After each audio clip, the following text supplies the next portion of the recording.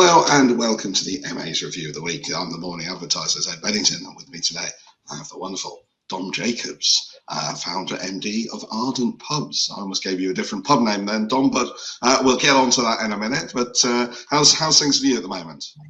Yeah, excellent. It's been a really great December for us so far. I think the mild weather has been very helpful in ensuring that we are able to make the most of all of our outside areas. So yeah, we're I'd say halfway through winter season, and it's all looking really positive, thankfully. Fantastic. So we're talking about what's been going on in the world of pubs this week. What's caught your eye? Well, I think actually this morning I saw a breaking news update that the economy is actually contracted by 0.1%. That's a shock. It is a shock. But it's also not surprising, I think, when you consider the kind of shambolic budget.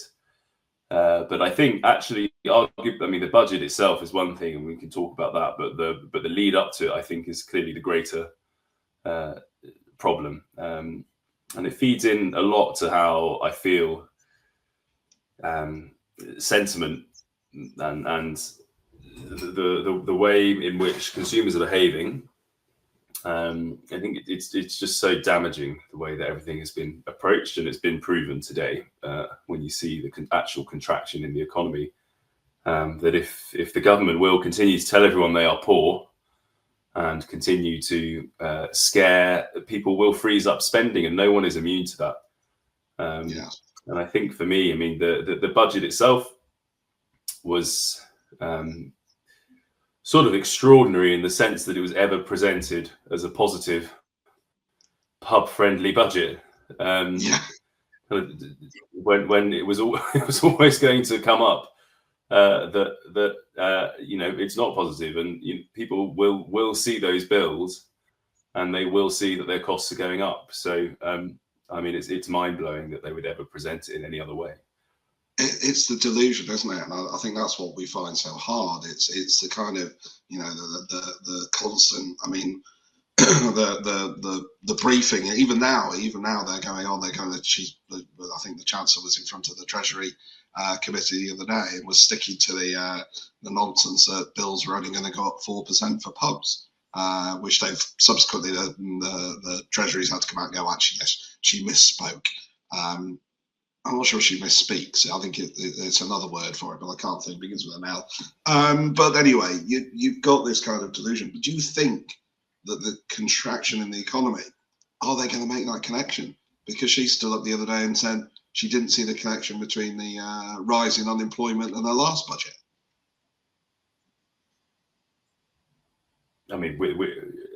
At some point, someone has to get real. We rely on sentiment from guests, and there has been an enormous impact, and I'm sure when they look at the breakdown of where those sectors saw that contraction, it will be apparent soon enough. But I think that there's the bills going up is an enormous problem, and that is going to continue to be a problem. Thankfully, the impact on us is one that we will be able to absorb into our pricing. We don't want to put our prices up, but there'll be an element of that. We know going into next year there'll be an impact, and it's going to be a challenge as always. But thankfully for us, that it's not a deal breaker. Whereas I'm acutely aware there'll be many operators across the country for whom that is going to be a deal breaker. For me, though, the greater problem is publicans, in my view, amongst some of the most talented entrepreneurs in the country. What people do day in, day out to graft, to make their businesses work is extraordinary.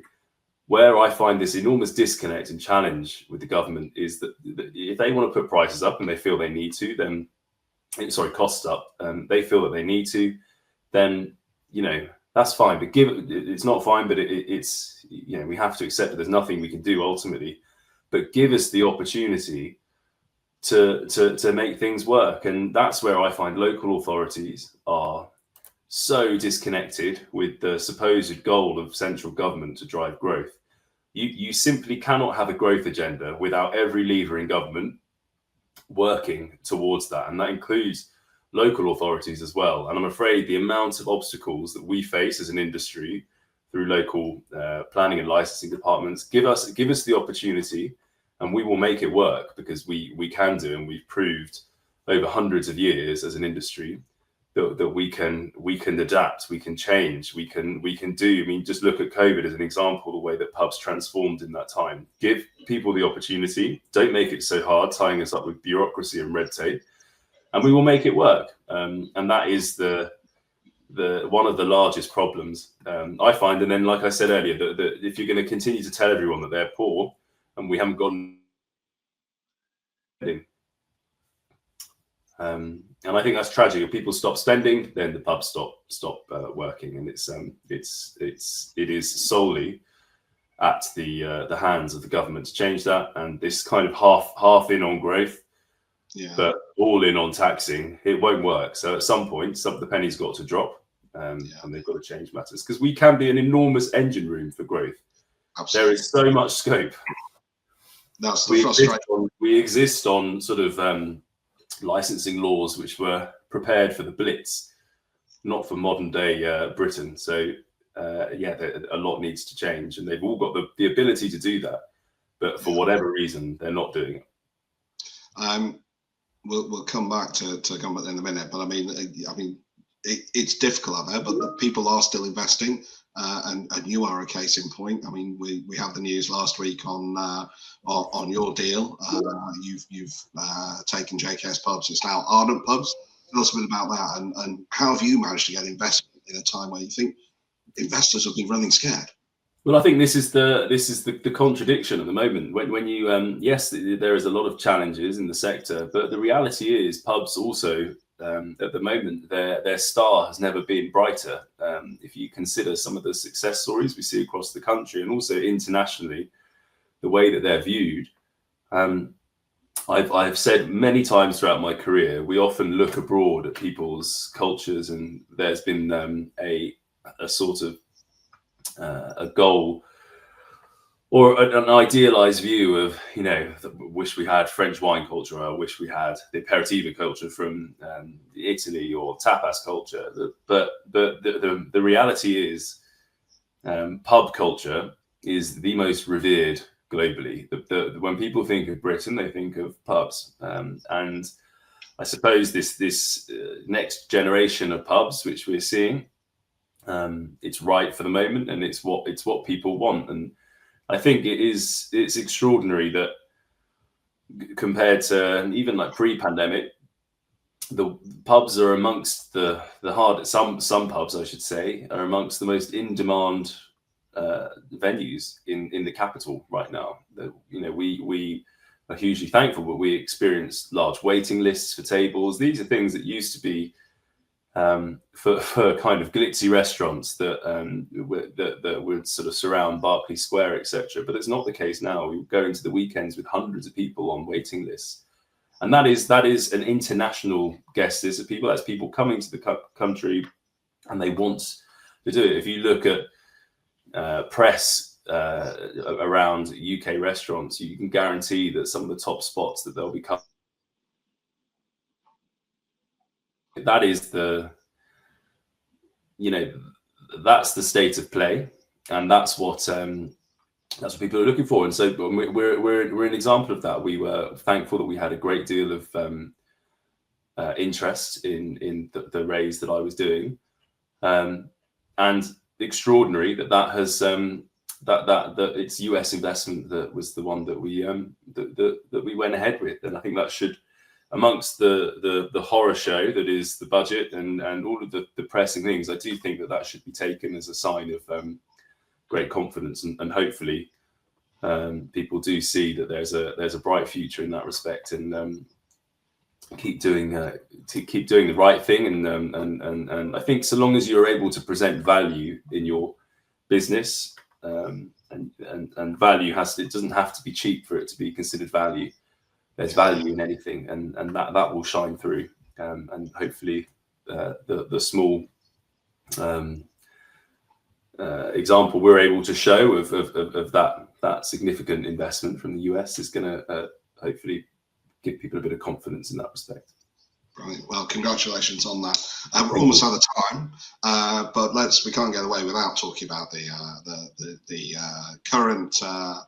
We could almost call it industrial action, couldn't we? Yeah. In the pubs. A growing campaign to ban Labour MPs from pubs, which is a direct response to the Chancellor's budget. What's your take on it? Well, I think firstly, what an utterly extraordinary situation we're in, that people feel, publicans feel, that is the only course of action. I mean, it's such a sorry state of affairs that an industry that employs, I mean, not this, the wider hospitality industry, but 3.5 million people, and you feel that the voice is so ill heard that the only opportunity we've got is to ban people from coming in before they might listen. So I mean, that should be felt across the board. That should be anybody who's involved in representing the industry wide, and I think that should be a concern for all of that. It feels like this is the only thing we can do is ban MPs. But personally, I always feel like you should use whatever you have to try and have constructive conversations, any contacts that you can have, writing to MPs, all those kind of things. It does make a difference, and I've made it my goal to have as much communication with the MPs in my area so that I can maintain at least a voice in some small way and just get clear points across. I'm personally, aside from people who are obviously abusive to staff or other guests, I don't really think anyone should be banning people from premises. Personally, I wouldn't. I think there's a more constructive way to do it. I mean, I look at that on all spectrum. So you know, I would say that you're better off if you've got somebody in your establishment and you feel very strongly about it, and you know that they're coming in. You also have an opportunity to present them with something. So I personally would have a letter ready, and I would say thank you so much for joining us today. I very much appreciate you taking the time to be here. I don't want to interrupt your meal, but I would like to present you this letter afterwards, and just I would appreciate it if you would take the time to read it to understand some of the challenges that we had. That would be my personal way to approach it. But I agree. I think there's an element of as people were saying to me, you know, we've got to keep communication, we've got to keep talking, and I get that, and I think we do. We've got to keep those channels open. But at the same time, I get it, because from a licensee's point of view, we've done nothing but talk, and we've done nothing but communicate to these people since they got into government, and it has got us nowhere. Yeah. So if we can ruin a few MPs' Christmas, maybe that is a way to get their attention. I think, like I said, I have every sympathy with that. So yeah, I think it's extraordinary. People feel like that's the last thing they could do, and that's shameful on the government. They feel that that's the case. No one else. So I completely understand the sentiment behind it. But yeah, I think if there's an opportunity to put a letter in the hand of someone who does have a well-written letter in the hand of someone who's got that power, that's probably going to get you further than banning them. But I don't know. Maybe it will work. Maybe we'll be looking at VAT cuts next year. Thank you, Tom. That's great. We are out of time. So hope Christmas is good for you. Thank you very much. And you. Thanks, Ed. Well, there you go. Is banning the answer? Let's see what happens. We will be back with next week with more views on the week's news. Until then, trade well.